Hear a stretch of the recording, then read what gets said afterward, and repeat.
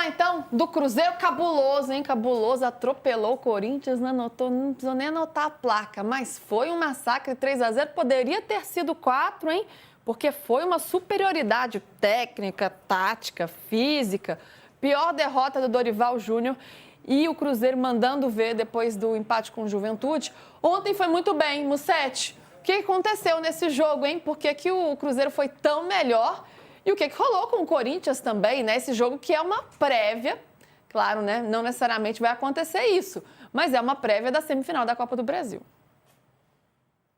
Ô Lu, foi um amasso completo. Acho que o Corinthians precisa comemorar esse 3-0, que poderia naturalmente ser 4, né? O gol anulado no minuto final, acho que foi ali um pouco de pena do Corinthians, porque foi um grande jogo do Cruzeiro, muito bem organizado, marcou alto e quando teve espaço para contra-atacar, contra-atacou muito bem. A gente viu o Caio Jorge nos mostrando por que ele foi convocado com razão para a seleção brasileira naquele momento que ele estava iluminado, que é um centroavante capaz de decidir como atacante num grande chute de canhota e de armar o gol do Arroio também. O Cruzeiro jogou muita bola e o Corinthians não conseguiu nem marcar, porque às vezes você faz uma retranca e consegue segurar o resultado. O Dorival desistiu de tentar no meio, tirou o Garro para colocar um volante e mesmo assim o Corinthians não segurou o Cruzeiro. É um jogo muito preocupante para o Corinthians, que mesmo com seus problemas vinha sendo um time competitivo e não conseguiu competir contra o Cruzeiro. O Cruzeiro jogou muita bola e se tivesse vencido o Juventude, né, teria igualado a pontuação do Palmeiras no Brasileirão.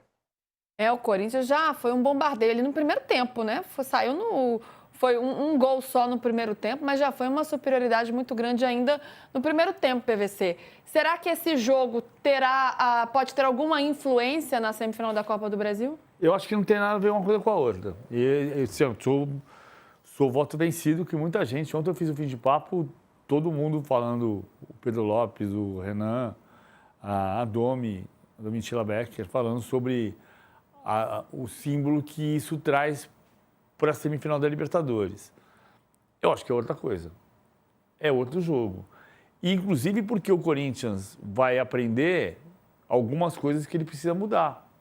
Por exemplo, o Matheus Pereira não pode ter facilidade para jogar atrás dos volantes e a marcação pode ser individualizada um pouco mais com o Ranieri em melhor forma física, porque o Ranieri está voltando de lesão agora, jogando para marcar o Matheus Pereira.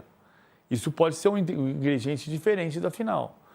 Você vai entender, o José Martínez está sem compromisso nenhum com o time. Ele pode não jogar, mas a gente já disse aqui algumas vezes que os 11 do Corinthians formam um bom time e os 11 no melhor momento eram Mateuzinho, André Ramalho, Gustavo Henrique e Matheus Bidu, Angileri, Ranieri, Carrillo, José Martínez, Garro, Yuri Alberto e Memphis. Foi o time que ganhou do Palmeiras no Allianz Parque. Esse time pode não ser o melhor em dezembro, mas um time vai ter que ser o melhor em dezembro. Seja com o Maicon, seja com o Bidon, seja com o Gileri, ou seja com o Matheus Bidu, seja com o Ranieri marcando o Matheus Pereira. É claro que o Cruzeiro é favorito contra o Corinthians na semifinal, porque é só olhar para a tabela do Brasileiro. O Cruzeiro é o terceiro melhor time do campeonato, do Brasileirão, e o Corinthians é o 10º. Então, óbvio que o Cruzeiro é favorito.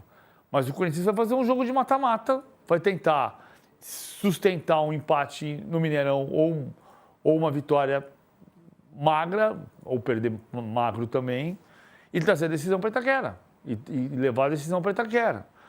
Então tem outro cenário daqui até lá. O Cruzeiro está invicto a 10 jogos, mas empatou 6 desses 10 jogos. É a maior invencibilidade desse momento do Brasileirão.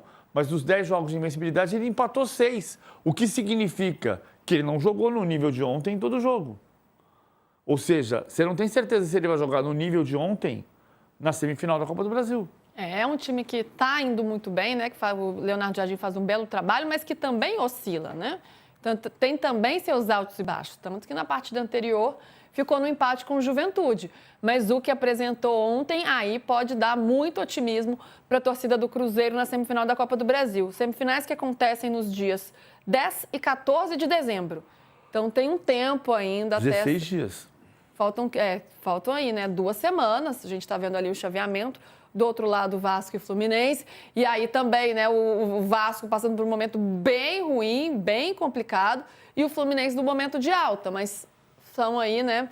E as finais no dia 17 e 21 de dezembro. Tem uma coisa do lado do Corinthians que é importante de frisar. Eu repito, o Cruzeiro é favorito dessa semifinal. O Cruzeiro é o melhor time dos 4 que vão jogar as semifinais da Copa do Brasil. só que é mata-mata.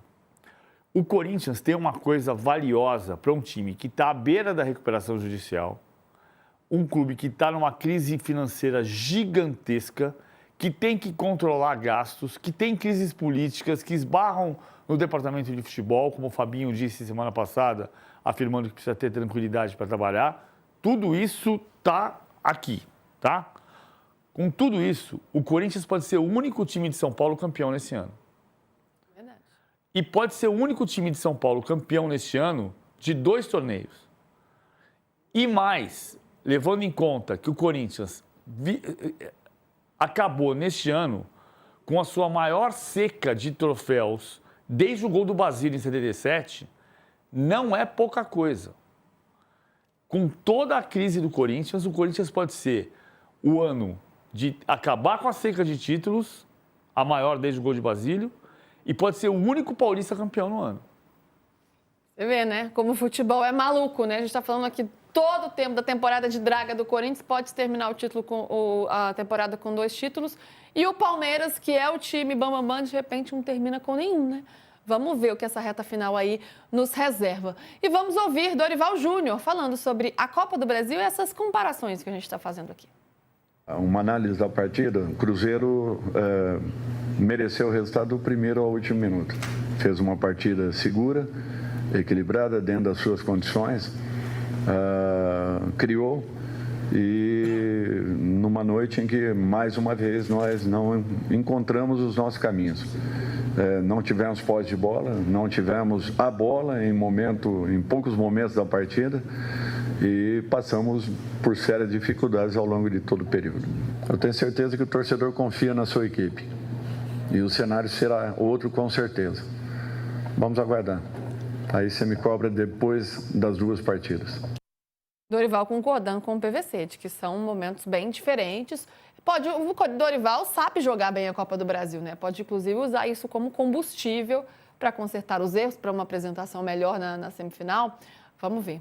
Agora, um lance que chama muita atenção ontem foi a expulsão do Martínez.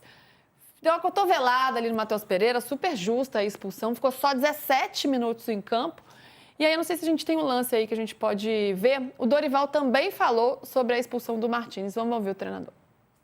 Bom, chama a atenção de todos nós, uma jogada isolada, muito difícil de você imaginar o que possa acontecer com um atleta num momento como esse, até porque foi uma jogada simples, não teve uma disputa, ao contrário, ele chegou logo na sequência da jogada, então é muito difícil fazer uma avaliação de fora da maneira como nós estávamos ali observando.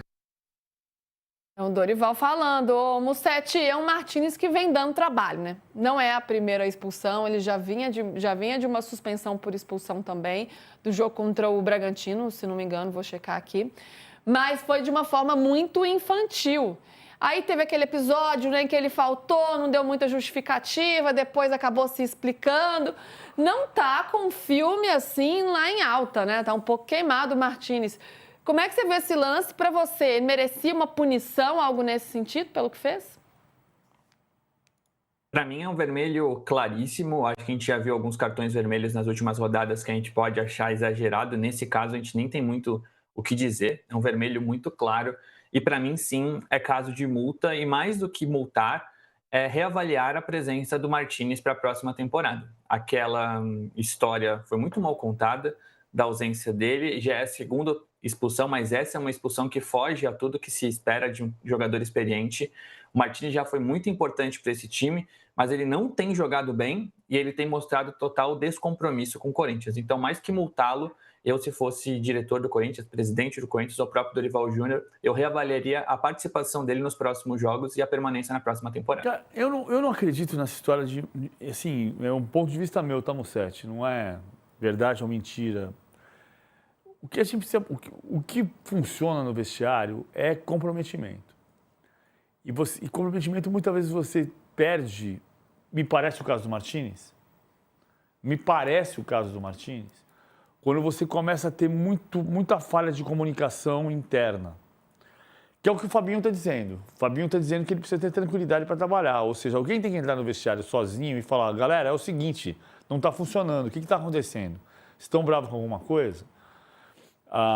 O Martínez desaparecer, um jogador de seleção venezuelana, que desaparece, depois aparece, depois entra em campo e toma um cartão com 17 minutos, a multa pode funcionar, mas o que eu não sou pela coerção, eu sou pelo entendimento. O jogador ele deve entender, o clube tem que fazer o jogador entender, não o jogador tem obrigação de entender, o clube tem que tentar criar um ambiente em que ele perceba que ele não está jogando pelo salário nem pelo presidente, ele está jogando pelos colegas dele, ele está jogando por quem trabalha com ele, ele está jogando por quem confia nele. Por ele, pela carreira dele, pela torcida, sim. Exato, mas ele está jogando pelo Carrilho, pelo Yuri Alberto, pelo Ranieri, pelo Felipe Longo, pelo Gustavo Henrique, pela torcida. Ele não está jogando porque para o presidente que deixou de assumir algum compromisso com ele. Não é para isso que ele está jogando. E quando acontece a sequência de fatos do Martínez, o que parece é que ele está... Quer saber? Os caras não estão aí nem aí para mim, eu também não estou aí para ninguém. Mas ele não está nem aí para o cara que está do lado dele. É um recado muito ruim, né? E aí o que você acha que deveria ser? Uma conversa? Ou se você não tem... A multa não... Multa, beleza, tudo bem, multa. A gente é contra. E repensar a presença dele no elenco em 2025? Isso é outro ponto. Você lembra do Chicão em 2010? Pega o time da final do campeonato. O Chicão foi um jogador importante na história do Corinthians? Muito, não foi? Sim. Campeão do mundo. Sim. Né? Cássio Alessandro, Chicão, Paulo André e Fábio Santos. Qual é o time campeão de 2011 brasileiro? Cássio Alessandro, Paulo André, Leandro Castanho e Fábio Santos. O Chicão não está no pôster. Por que ele não está no pôster? Porque ali houve um momento de ruptura com o Tite e o Tite tirou o Chicão do time. A maior punição para o jogador, claro que pode ter multa, ok. Não estou dizendo que não tem que ter, não tem que existir.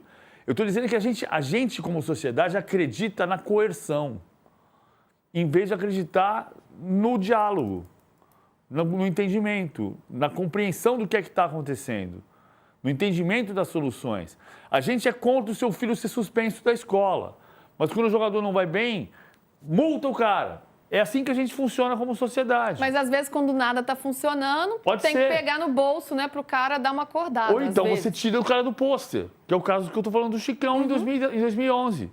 Pouca gente vai lembrar disso, que o Chicão perdeu espaço no jogo contra o São Paulo e ele não está no pôster da final. Sim. Amigão, você não está bem, você não está comprometido, vai jogar Paulo André e Leandro Castan. E vai ser campeão assim.